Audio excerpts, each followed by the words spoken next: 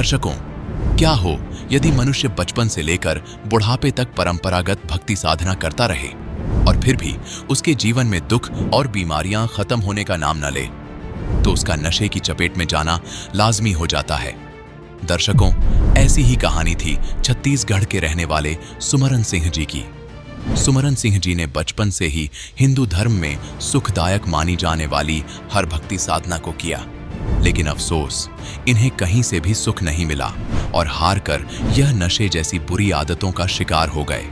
लेकिन दर्शकों, आज सुमरन जी का कहना है कि जब से मुझे संत रामपाल जी महाराज की शरण मिली है और मैंने संत रामपाल जी महाराज द्वारा बताई गई भक्ति अपनाई है, तब से मुझे एक नया जीवन मिला है। मेरी नशे जैसी बुरी आदत छूट गई और मेरे व मेरे परिवार के जीवन में सुख और शांति आ गई। दर्शकों, आखिर संत रामपाल जी महाराज ने सुमरन सिंह जी को ऐसी कौन सी भक्ति विधि बताई जिससे उनकी नशे की लत भी छूट गई? आइए जानते हैं इसके पीछे की सच्चाई क्या है। सुनते हैं सुमरन सिंह जी की कहानी उन्हीं की जुबानी। नमस्कार सर। नमस्कार सर। सर, क्या नाम है आपका? सुमरन सिंह कंवर। सुमरन जी, आप कहाँ से हैं? कोरबा जिला छत्तीसगढ़ से। सुमरन जी, संत रामपाल जी महाराज से नाम दीक्षा आपने कब ली? 20/3/2013 से। सुमरन जी, क्या क्या भक्ति साधनाएं की हैं आपने? सर जी, मैं सभी देवी देवता की भक्ति करता था भगत जी, और बाबा जय गुरुदेव महाराज से नाम दीक्षा लिया थी।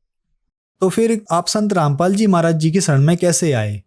सर जी, संत रामपाल जी महाराज का शिष्य है रायपुर से, वो मेरे को बताए कि जय गुरुदेव महाराज से परे है ज्ञान से, वो मोक्ष का रास्ता बताते हैं। ऐसे कैसे होगा? मैं कहें भैया जी आप कैसे बोलते हो, मैं तो संत रामपाल जी महाराज जैसे मैं भी सत्संग सुना दूंगा, ऐसे कर दूंगा करके मैं उटपटांग बोलने लगा सर जी उसको।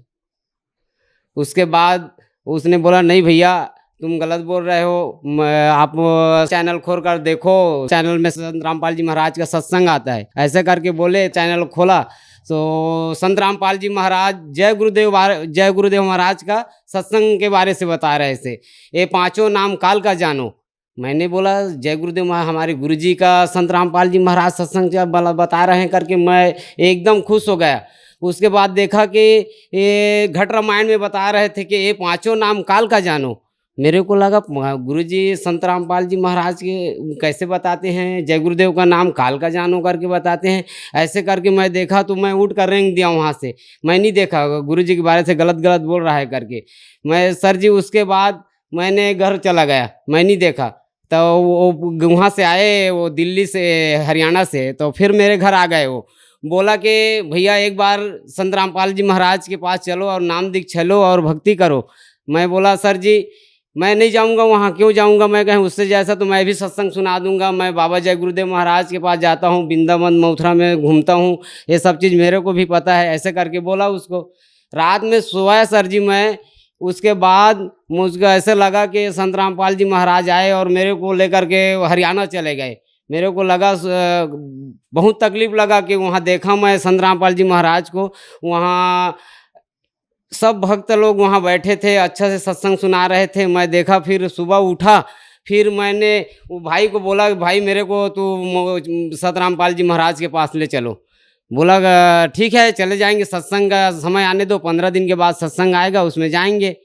फिर सर जी मैं उसके पास चला गया, मैं सतलोक आश्रम बरवाला वहाँ गया सर जी। मैं देखा वहाँ तो नाना प्रकार के, मेरे को लगा कि अरे मैं बीड़ी रख कर गया था, बीड़ी सिगरेट पीता था, मेरे बीड़ी को निकाल कर फेंक दिए। मेरे को बहुत गुस्सा लगा कि बीड़ी को क्यों फेंक दिया करके।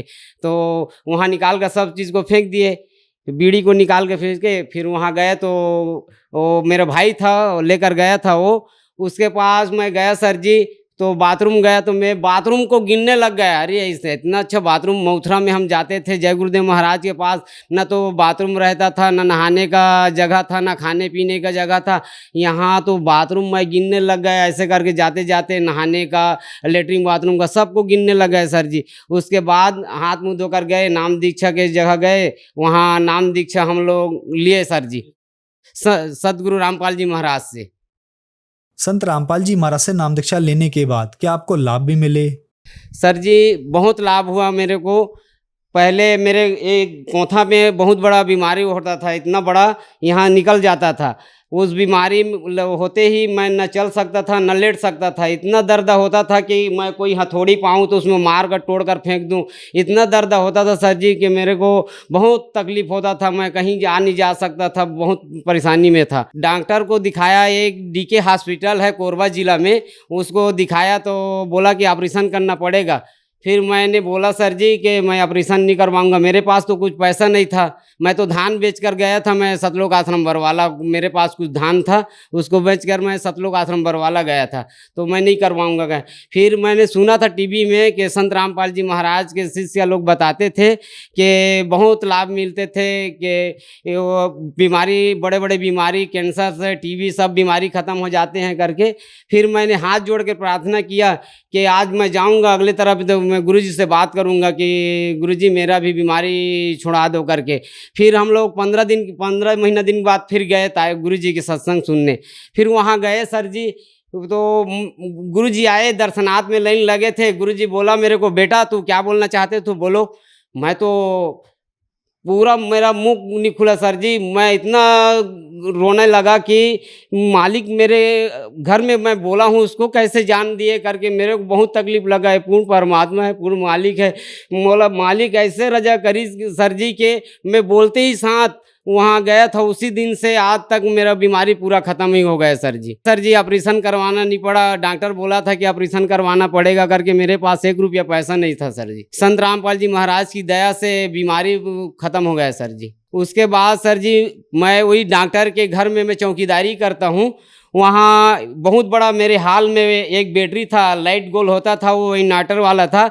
उसमें संत रामपाल जी महाराज का हम सेवा करते थे, बैनर सेवा 2016 में लगाते थे। तो आए माइक से लगा कर जाते थे हम लोग।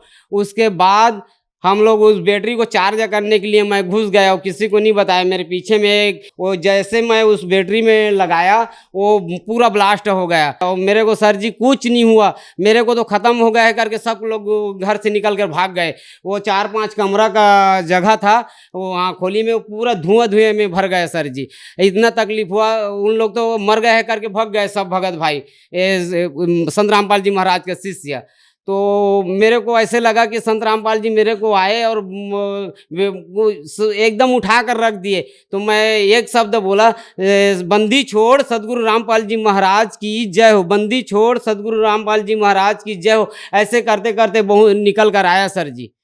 मालिक की दया बहुत अच्छा हुई सर जी कि मेरे को कुछ नहीं हुआ, मेरे को कोई जगह चोट नहीं आया। बहुत बड़ा बैटरी है और मेरे ये पेटे में ब्लास्ट हुआ सर जी। उसके बाद सर जी हमारे घर में स्विमिंग पूल है। स्विमिंग पूल में डॉक्टर साहब बोले कि स्विमिंग पूल को धो करके भर दो करके बोले, तो मैं ठीक है सर जी का बोल दिया। सर जी उस स्विमिंग पूल को धोते धोते ऐसे वार लगा था, उसमें जाली लगा था स्विमिंग पूल का पानी बाहर जाने का, उसमें करंट लग गया था। ऐसे करके पाँव रखा सर जी, उसमें इतना धुआं उड़ा कि मेरा बोलती बंद हो गया, ऐसे हिलने लगा सर जी। बहुत ज़्यादा झटका लाइट में। सदगुरु रामपाल जी महाराज आए, संत रामपाल जी महाराज, और मेरे को उठाकर दूसरे जगह में रख दिए सर जी। बहुत ऐसे चमत्कार हुआ है सर जी मेरे साथ। और मैंने सभी नशा करता था। मैं तोला तोला गांजा रखता था, 2-2 ठो चीलम रखता था सर जी। और दारू तो मैं 24 घंटा पीता था। एक मैं भट्टी में बैठता था तो 2000-3000 का पीता था और दूसरे को भी पिला देता था। बहुत परेशानी थी भगत जी। और सर जी मेरे घर में मेरे बच्चा को मैं पा करके उठा करके मैं कहीं भी सो जाता था। 6 महीना का बच्चा को बहुत तकलीफ थी सर जी। हमारे पास कोई पैसा नहीं था उस समय। संत रामपाल जी महाराज से नाम दीक्षा लेने के बाद सब नशा छूट गया सर जी। आज के बाद मैं कोई भी नशा नहीं करता हूँ, शौक सुपारी भी नहीं खाता हूँ। सर जैसे कि आपने बताया कि आप बहुत ज्यादा नशा करते थे और संत रामपाल जी महाराज से नाम दीक्षा लेने के बाद आपका नशा छूट गया, तो जो श्रद्धालु आज आपको टीवी पर देख रहे हैं, खास करके वो लोग जो नशा करते हैं, तो उनके लिए आप क्या मैसेज देना चाहेंगे? मैं उनके बारे में हाथ जोड़कर प्रार्थना करना चाहता हूं सर जी कि संत रामपाल जी महाराज के लिखी पुस्तक है जीने की राह, ज्ञान गंगा पुस्तक, उसको पढ़ें और चैनल में सत्संग आता है उसको देखें और संत रामपाल जी महाराज से नाम दीक्षा लेकर के मोक्ष करें। धन्यवाद सर। सत साहेब।